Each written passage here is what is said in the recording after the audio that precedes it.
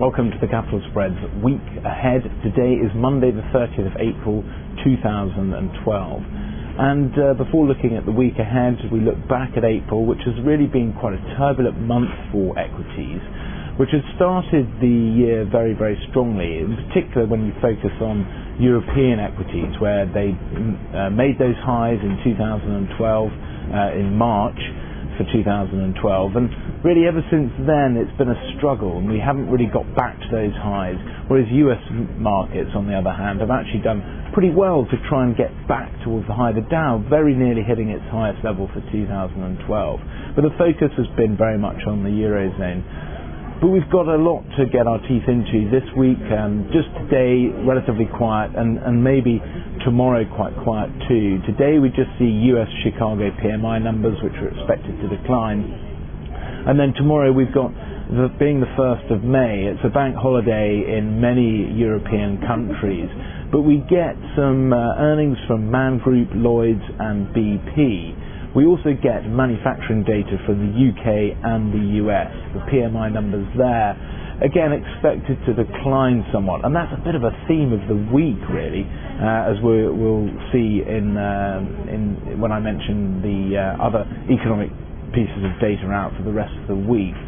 Wednesday, back into the swing of things as the bank holiday is over for the European countries.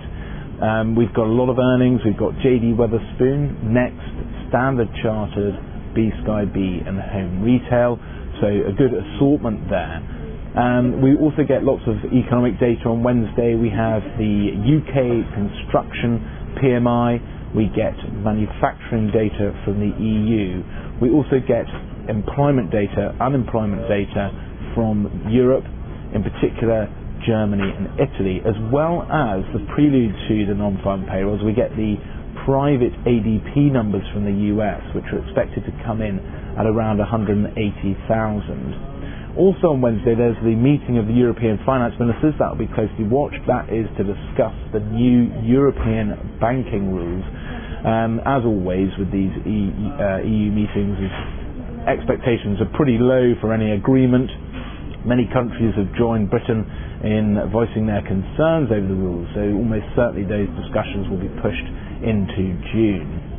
Thursday we get earnings from Morrisons, BG and Rangold Resources, and on the economic data front we get the services PMI number for the UK. That too is expected to decline, but these numbers all due to remain above 50, the 50 level, crucially showing that there is still expansion in these sectors.